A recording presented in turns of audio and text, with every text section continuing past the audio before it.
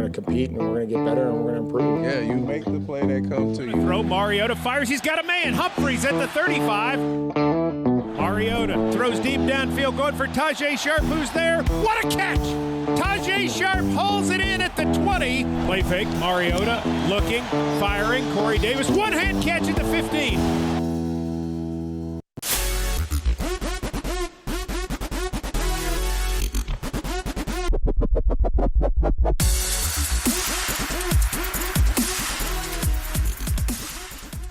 We welcome you to the Mike Vrabel Show with the Titans head coach. I'm Mike Keith. Glad to have you with us as we head to week 4 of the NFL season. Titans played on Thursday night, so a little extra time since then. Coach Vrabel brought the team in on Friday, brought the team in on Monday for some work, and you talked about accountability and fundamentals, and you wanted to build on things that have been positive, but also work on things where you haven't done as well. What have you seen from your team in practice so far since Jacksonville? Well, I thought yesterday we had a great day. I thought we got a jump on Atlanta, what we wanted to try to do, who their personnel is, what their play styles are, what their skill set is on all 3 phases, but really concentrate on the fundamentals. This game is won at the basics, and we believe that that's fundamentals, blocking, tackling, catching a ball, receivers running the right routes at the right depth, at the right stem, all those things, and defensive linemen playing with their hands, shedding, DBs playing with proper leverage, doing it without fouling. Those things we think are critical. But building on the positives, and that's what we're going to do in Vrabel's six-pack tonight. Look at some of the positives since the first 3 games, things that the Titans hope to build on going forward. The first play coming from Cleveland, this is about great execution, and obviously it's the screen pass to Derrick Henry. Yeah, it's a well-timed screen, well executed. You could see Roger getting out front. Derrick, when he catches it, he has the ability with blockers in front of him to do that, to go the distance. He's got home run speed.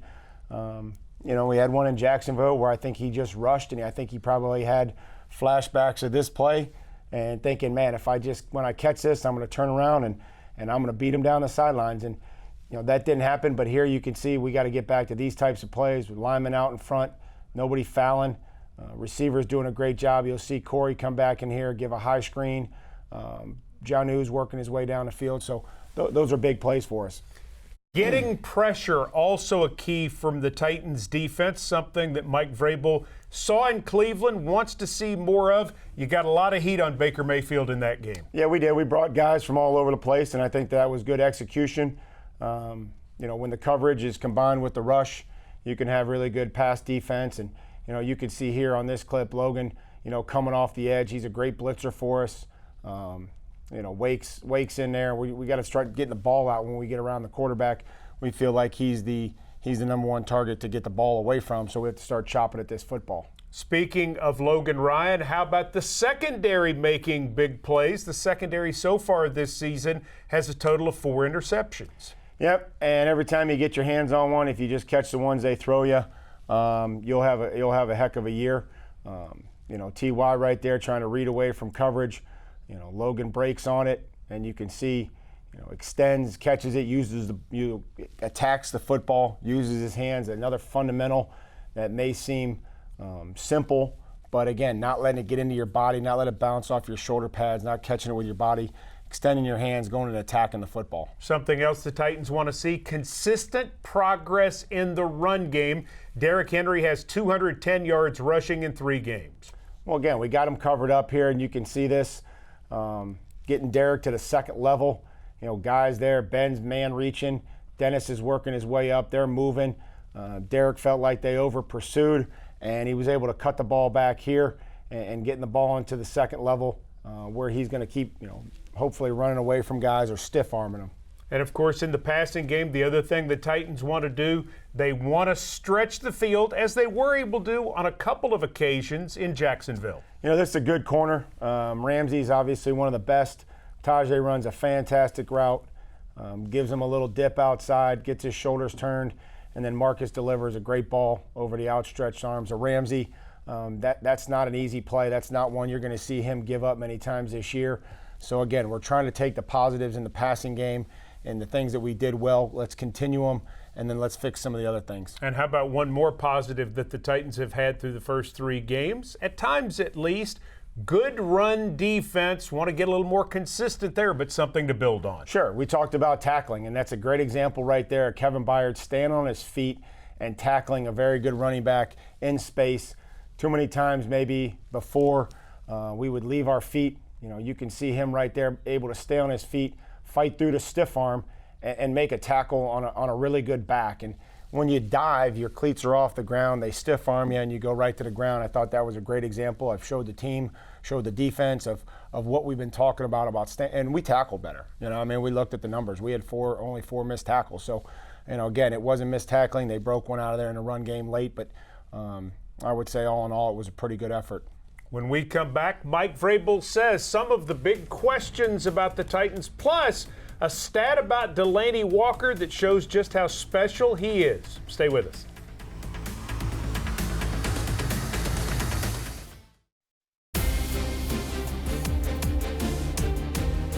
We continue the Mike Vrabel Show with the Bridgestone Clutch Performance Play of the Game. Let's give it to Corey Davis for a one-handed grab late in the Jacksonville contest.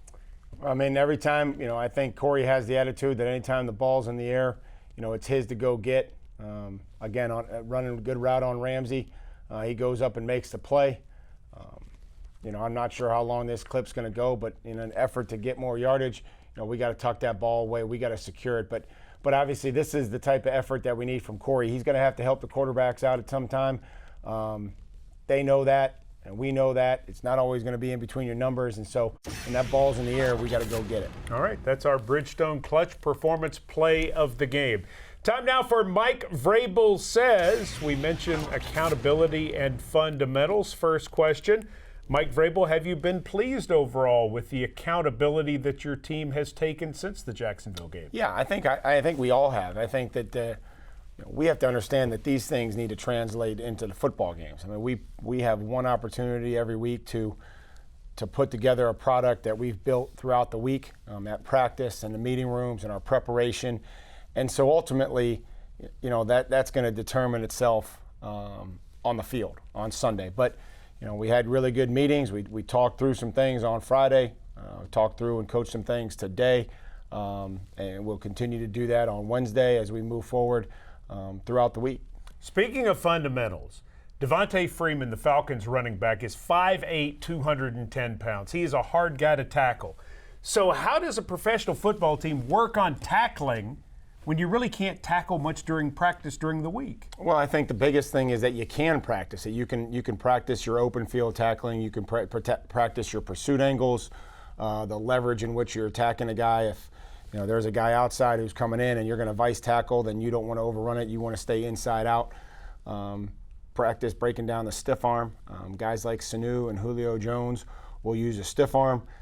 So, again, I think that the tackling that's in close quarters kind of takes care of itself. That's what we do in training camp and thud periods and hit and roll and wrap and run your feet. But doing that in practice in the open field is, I think, where they were showing up earlier in the week or earlier in the season, and that's about staying on your feet, tracking the ball, leveraging the football. Speaking of great football players, with his next catch, Delanie Walker will become the 16th player, the 16th tight end in NFL history with 500 or more catches. It is an incredible list, topped by Tony Gonzalez. There are 4 current players on the list. Jason Witten is one, Greg Olsen, Jimmy Graham, and Vernon Davis. To the second part of the page, you see Frank Wycheck tied for 14th. And there's Delanie, currently tied for 16th overall. And one more catch, he joins that club. Mike Vrabel, what does it say about Delanie Walker that he joins this elite group of tight ends with one more grab, especially when you consider that over 75% of his catches have come after the age of 29? Well, I think that's a very impressive list right there, first of all. When you know football and you understand football and you see the types of names that are on that list, this is a dedicated player who continued to improve. He wasn't a 23-year-old superstar. This was a player that contributed greatly on special teams early in his career, and he developed. He was a developmental player, a late-round pick that really studied, took care of his body, and has been able to do it for a lot of years. Delaney Walker's 16 catches, 158 yards, 2 touchdowns already on the season. He keeps up that pace, he'll move into the top 10 among tight ends by year's end. Right now, it's time to play Delta Dental Guess the Titan. We show a picture of a current Titan as a youngster, and Mike Vrabel will try to guess after the break. He's 1 for 1 on the year. Can you guess who this Titan is? Do we get a bigger picture next time? Stay with it. Stay with us.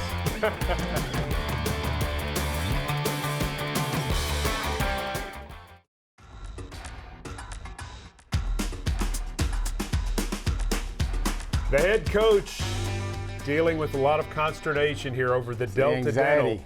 Guess the Titan. Can you guess this Titan? Vrabel 1 for 1 on the season. Does he go 2 for 2?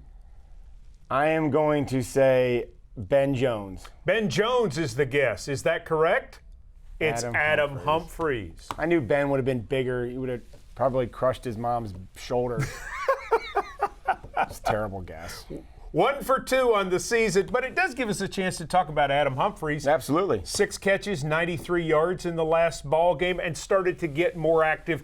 This is the guy you got from Tampa to do just what he did the other night back in Florida. Absolutely, and I think that the more that we can get in those third and medium situations, then we can start to really use his skill set. It was unfortunate. We had him on an over route on third down. We kind of got knocked in there on a route opposite the route, so it kind of got crushed together a little bit, and the quarterback didn't have a very good look at it. So, again, being able to be in those third and mediums is going to be able to allow us to see his skill set a little bit more. This is a guy who works really hard every single day for the Tennessee Titans. Adam Humphries standing by with our Amy Wells. He is this week's Geico Gladiator of the Game. Adam, how beneficial was it for this team to have a couple days to recover and also regroup? Yeah, I think it was really beneficial. Obviously you're grinding through training camp, first couple games of the season. There's a lot of stress and, a lot of focus on those first couple games.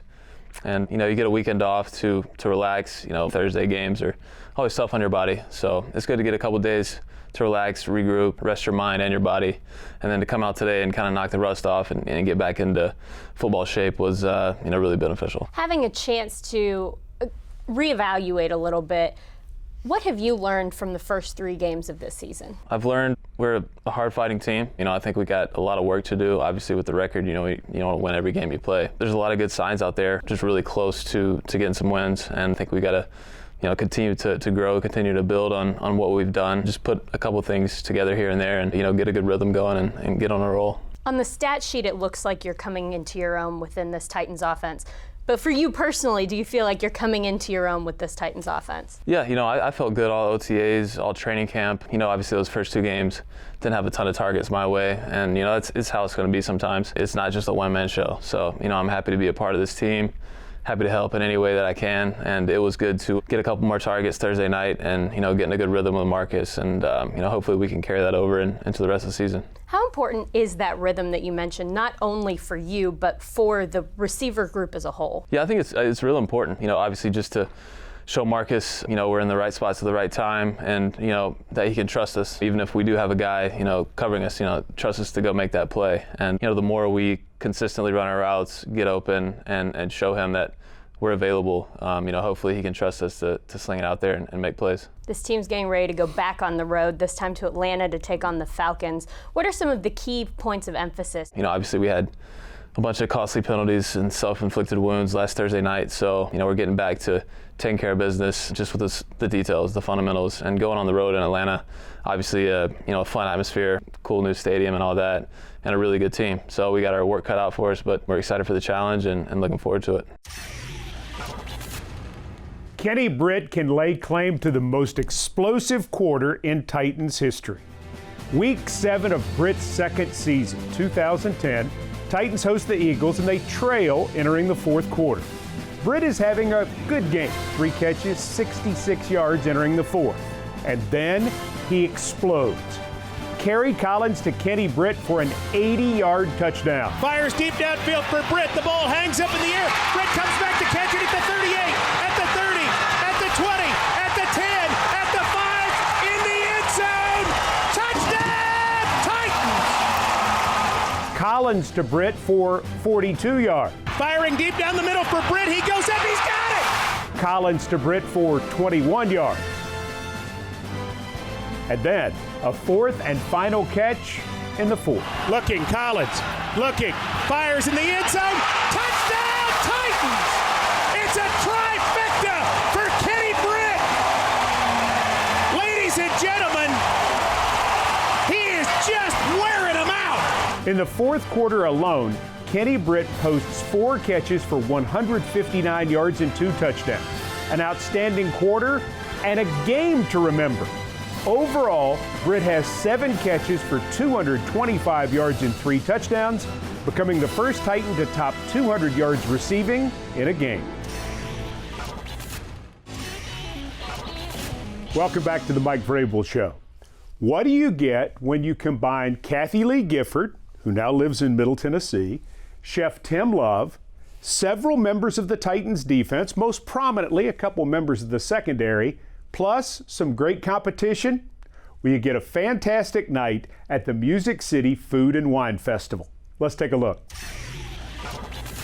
Representing Team Titans, he's a beloved Texas chef who owns some of the best restaurants in the South. Please give it up for Chef Tim Love, along with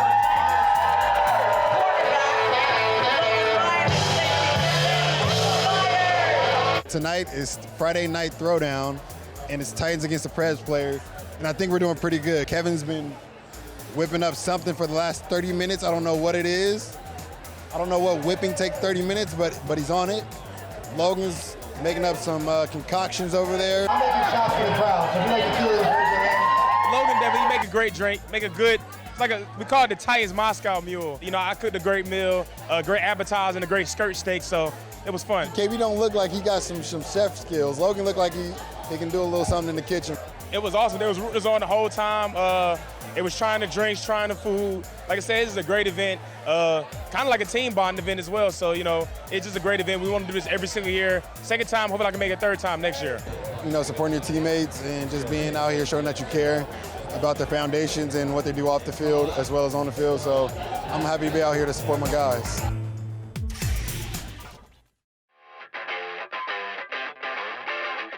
Time for Mike Vrabel's keys to success to knocking off the Atlanta Falcons. And I don't want to say we're superstitious, but we're going to change it up and start not with offense or defense, but special teams.